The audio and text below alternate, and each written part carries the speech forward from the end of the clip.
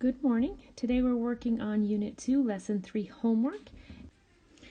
We are taking numbers that are written in standard word form and writing them in decimal form, and fractions and writing them in decimal form. And we practice this in Lesson 2 as well. We are also identifying non-equivalent fractions, okay, or non-equivalent values, in this case decimals and fractions that are not equivalent, and then we are comparing decimals greater than or less than. On numbers 1 through 9, I have included here a place value chart so you can practice making sure that you see which place each number belongs in. And when we look at number 1, it says 9/10, and so we take that 9 and we go to our chart, we find the tenths place, we put the 9 in the chart, we bring down our decimal, and so 9/10 is written as 0.9, and that's 9/10. If we go to a fraction one, we have number 5, it says 65/100ths. And so we look at the last number in our numerator, which is 5, and that goes in the hundredths place. And so we find hundredths on our chart. We put the 5 in the hundredths, and then add in the 6, bring down our decimal, and we have 65/100ths written as 0.65.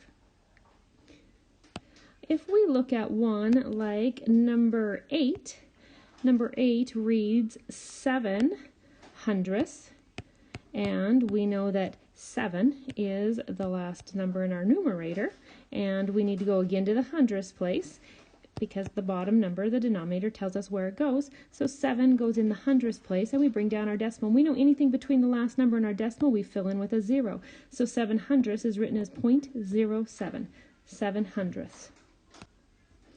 When we look at numbers 10 through 15, it says circle the value that is not equivalent to the other values, and I like to write these in a column. It makes it nice and easy to compare.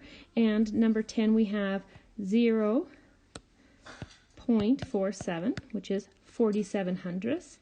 We have 0.470, which is also 47/100ths. We have 407,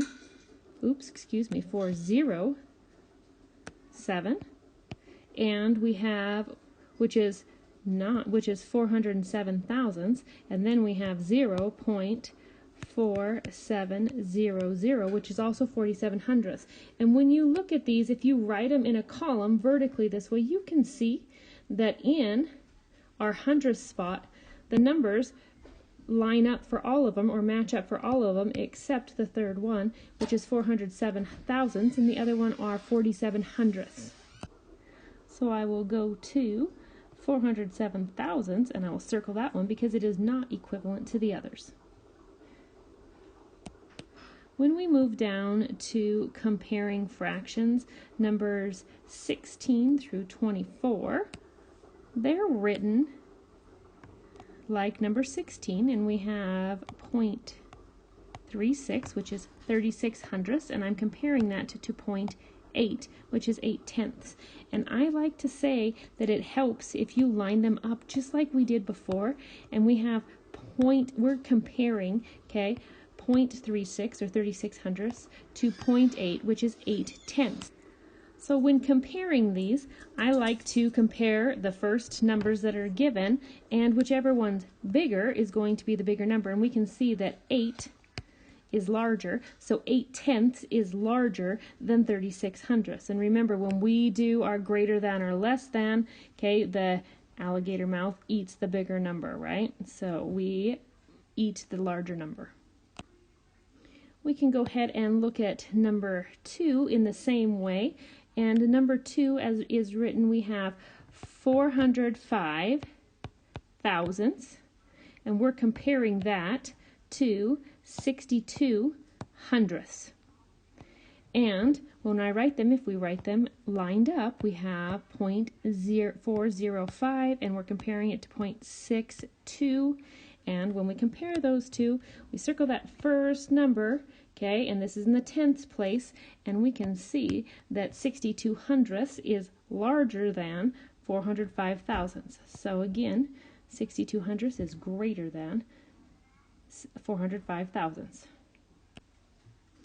We're going to do number 18 together as well. And let me get this erased and I'll get number 18 for you. Number 18 reads 91 hundredths compared to 95 hundredths.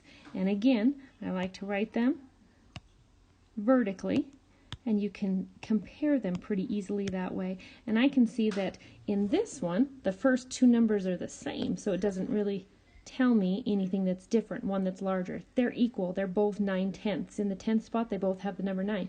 So I have to move to the next one and decide which one is bigger. In the hundredths place, well, is 1 bigger or 5 bigger? I can see that 5 is bigger, so 95 hundredths is bigger than 91 hundredths. So I make my little alligator mouth eat the 95 hundredths. We can go ahead and look at numbers 25, 26, and 27, and it says a store had the same amount of 5 fabrics. The chart shows how much of each fabric is left. Use the data to answer each question. Okay, I think you guys can figure this one out pretty well. The data is right here for you in this table to the right. And the first one says the store sold the most of which fabric. So you have to compare the fractions and see which one they sold the most of. Then the second one says the store sold the least of which fabric. Okay, once you do your comparison, and if you line them all up, you can easily see which one is the largest, which one is the smallest.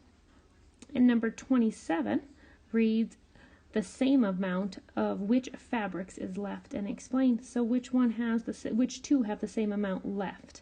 So they're written differently, but it is the same value, so make sure you pay attention. Line those ones up. I really recommend you write each one out and line up the decimals as they go down. It makes the comparison really clear for you.